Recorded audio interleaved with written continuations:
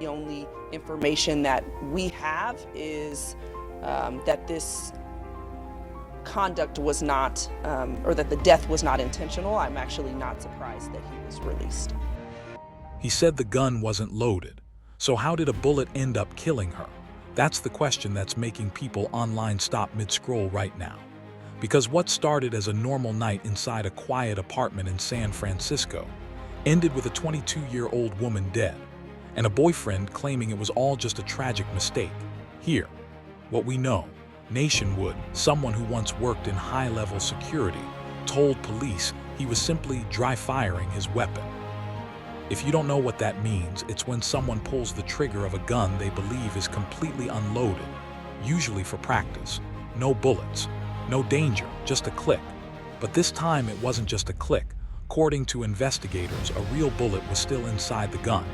And when he pulled the trigger, the shot went through a wall and hit his girlfriend, Samantha Emge, while she was in the bathroom. Let that sink in. She wasn't even in the same room. She wasn't part of any argument. She wasn't involved in anything dangerous. She was just there. And in a split second, everything changed. Now here, where things start to feel off, because people are asking, how does someone with security experience, someone trained around firearms, make a mistake like that? How do you think a gun is empty, without checking? And more importantly, how does a single shot go through a wall and still hit someone with deadly accuracy? Investigators say Wood immediately told them it was an accident. No intent, no fight, no motive, just a horrible mistake. But online, people aren't fully convinced. Some believe it really was a tragic accident, the kind that changes lives forever in seconds. Others think there's more to the story, something missing that hasn't been explained yet. Because when details don't add up, people start asking deeper questions, and this case, it's full of them. So what really happened inside that apartment that night? Was it truly just one careless moment? Or something more? Because in situations like this, the smallest detail can change everything. And in next part, we're going to break down the timeline, the investigation, and the one detail that's making even experts pause. Before we go on, comment down below where you're watching from. I want to see how far this story is reaching. And if you want the full breakdown as this unfolds, make sure you subscribe, because this story only gets more intense from here. So let's slow this down. Because the timeline of that night is where things start to raise eyebrows. Police say the incident happened inside their San Francisco apartment. Just an ordinary evening. Nothing publicly reported about arguments. No neighbors calling in complaints. No signs of chaos before the shot. Just quiet until it wasn't. Nation Wood told investigators he was handling his firearm, practicing what's known as dry firing. Again, that only works if the gun is completely empty. But here's the detail that's making people question everything. Basic gun safety, especially for someone with security experience, requires multiple checks. Not once, not casually. You physically inspect the chamber, remove the magazine, and confirm there's no ammunition.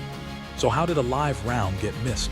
Investigators haven't publicly confirmed every detail yet, but what we do know is this. The bullet didn't just fire, it traveled through a wall before hitting Samantha. That means this wasn't point blank, this wasn't direct, it was indirect and still deadly.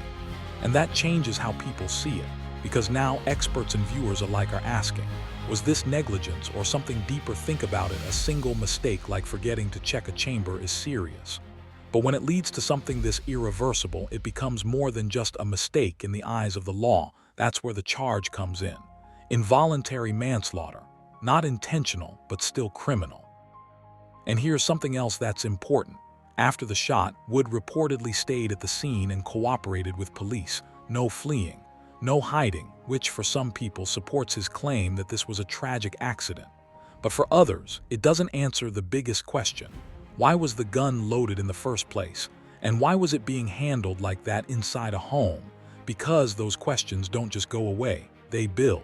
And in next part, we're going to look at Samantha, who she was, what her final moments may have looked like, and why this case is hitting people so hard emotionally. Make sure you're still here for that. And if you haven't yet, drop your location in the comments. I'm seeing people from everywhere on this one. Follow and stay locked in, because this story is far from over. Now let's talk about Samantha, because behind every headline like this is a real person whose story deserves to be told. She was just 22 years old. At that age, most people are still figuring life out, building dreams, relationships, future plans. And from what's been shared so far, Samantha wasn't expecting anything unusual that night.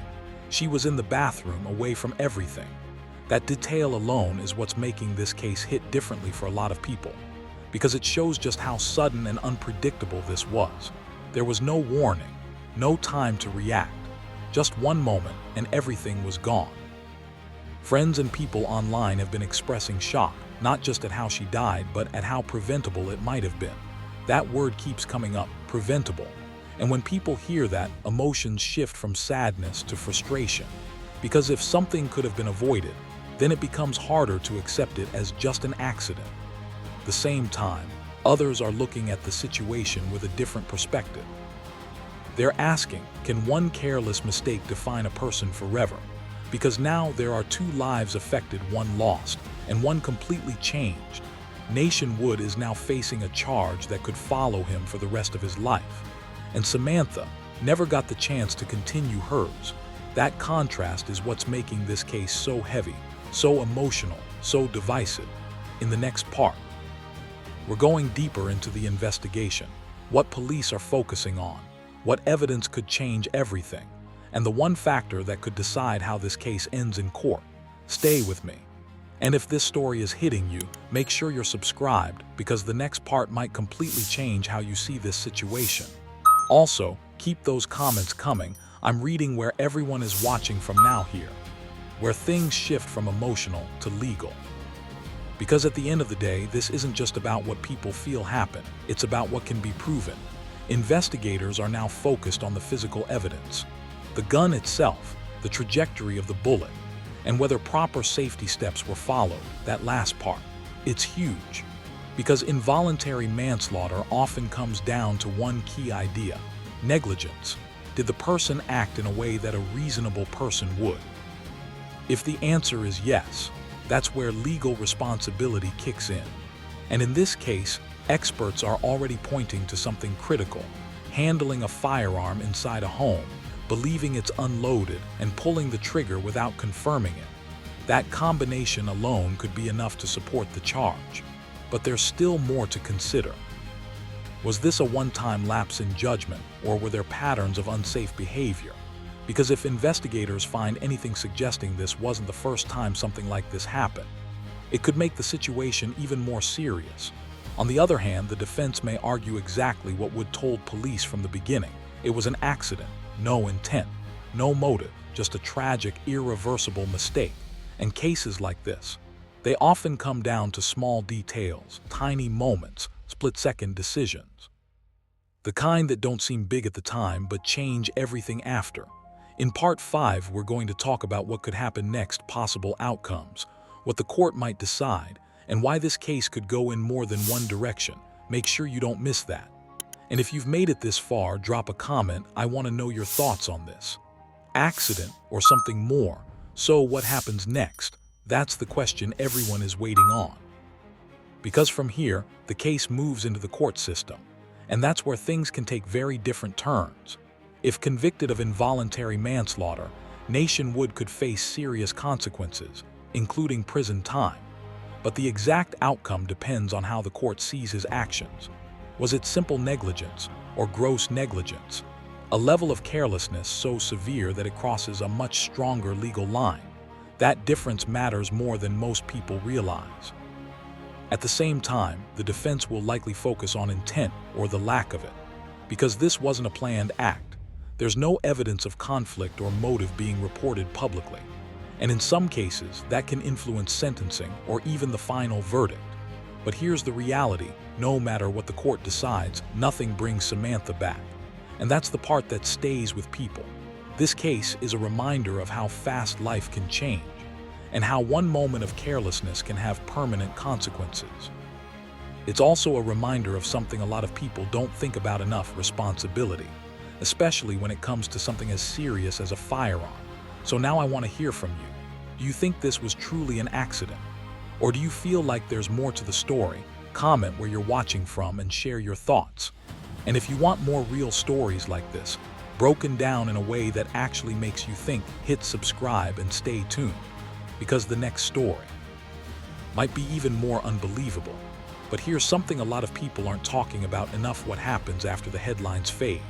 Because right now, this story is everywhere, people debating, choosing sides, arguing in comments. But behind all of that noise, there are families dealing with something permanent. Samantha's family. Imagine getting that call. One moment everything is normal, and the next, you're being told someone you love is gone, not because of illness, not because of something unavoidable, but because of a single decision someone else made. That kind of loss hits differently. And in situations like this, families often start asking questions that go beyond the courtroom. Was it truly preventable? Were there warning signs? Could anything have been done differently? Because sometimes closure doesn't come from a verdict, it comes from understanding. At the same time, there's another side people don't always consider. Nation Wood's life, whatever the court decides, is already changed forever.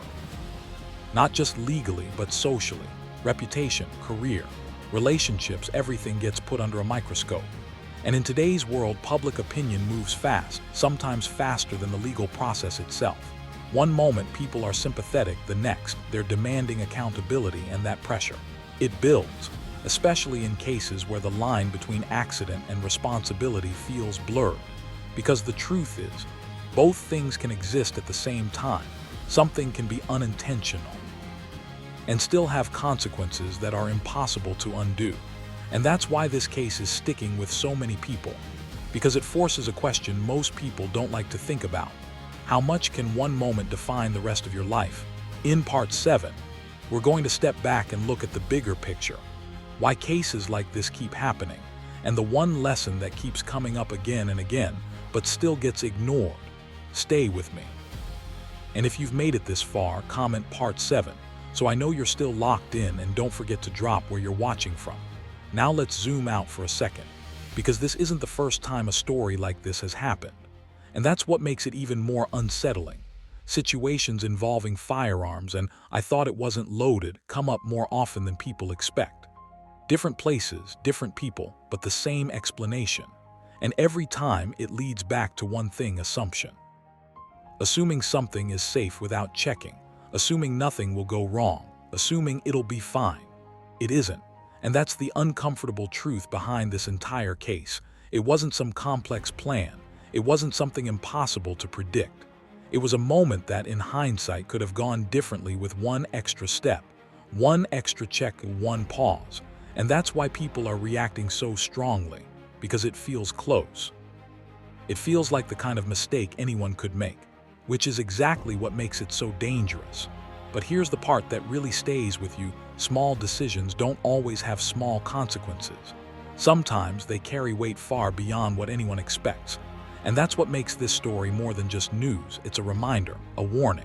And for some people watching this, maybe even a wake-up call. So before you scroll past this, think about it.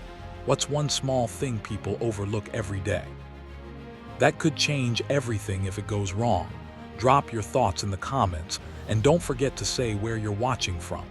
If you want more real stories like this, stories that make you think twice about everyday decisions, hit subscribe and stay tuned, because the next one might hit even closer to home.